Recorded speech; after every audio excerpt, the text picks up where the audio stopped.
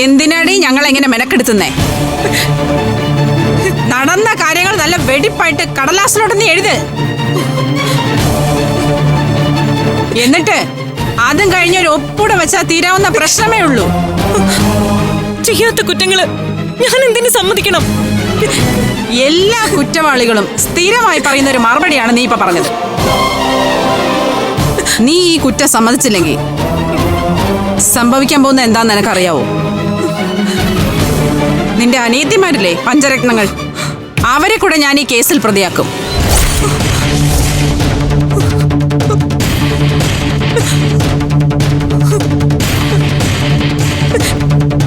പത്രക്കാരെയും ടിവിക്കാരെയൊക്കെ കൂട്ടിച്ചെന്ന് പഞ്ചരത്നത്തിൽ നിന്ന് അവളുമാരെ ആഘോഷപൂർവ്വം അറസ്റ്റ് ചെയ്ത് കൊണ്ടുവരും. പോലീസ് സ്റ്റേഷനിൽ കൊണ്ടുവന്ന് ചോദ്യവും ചെയ്യും. കുറ്റം സമ്മതിച്ചില്ലെങ്കിലേ പോലീസുകാർ കയറി അങ്ങ് മേയും. അവളുമാരെ കൊണ്ട് ഇക്ഷ എണ്ണ വരപ്പിക്കും.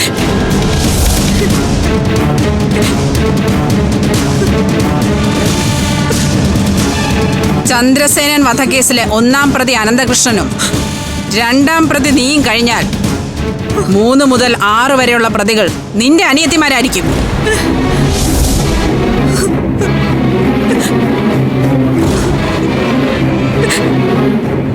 അതോടെ നിന്റെ അനിയത്തിമാരുടെ ഭാവി എന്തായി തീരും?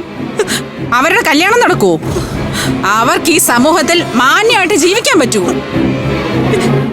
അവരുടെ ജീവിതം ഇല്ലാതാക്കിയതിന് ചേച്ചിയായ നിന്നെ അവര് ജീവിതകാലം മുഴുവൻ കുറ്റപ്പെടുത്തില്ലേ?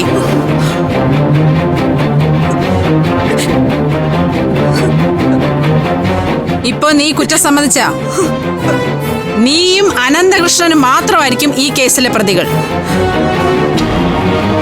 കൊലക്കേസ് പ്രതിയുടെ അനിയത്തിമാരെന്നുള്ള പേരുദോഷം മാത്രമേ നിന്റെ അനിയത്തിമാർക്ക് ഇപ്പൊ ഉണ്ടാവുള്ളൂ.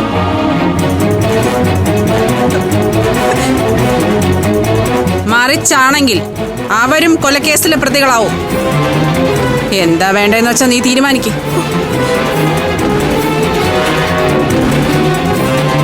CI സാറ് പറഞ്ഞിട്ട് പോയെന്ന് കേട്ടല്ലോ.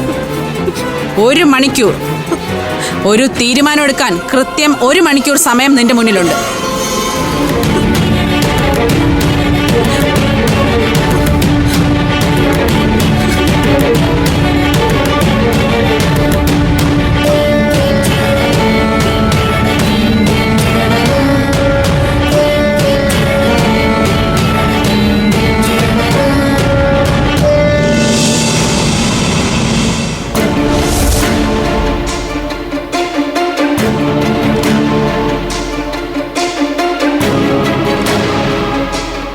അനന്തകൃഷ്ണൻ സുധാകർ പ്രസാദ് എന്ന ബിസിനസ്സുകാരനെ കൊലപ്പെടുത്തിയ കേസിൽ ജീവപര്യന്തം തടവിന് ശിക്ഷിക്കപ്പെട്ട് ഇത്രയും കാലം സെൻട്രൽ ജയിലിലായിരുന്നു.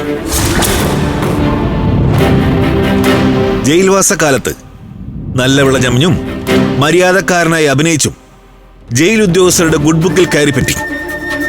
അങ്ങനെ ജയിൽ കമ്മിറ്റിയുടെ ശുപാർശ പ്രകാരം വെറും 8 വർഷം ശിക്ഷ അനുഭവിച്ചിട്ട് ഒതുക്കത്തിൽ പുറത്തിറങ്ങി. തിരിച്ച് കുടുംബത്തൊന്നപ്പോ അവരടുപ്പിച്ചില്ല, പ്രത്യേകിച്ച് മകൻ അഭിമന്യു.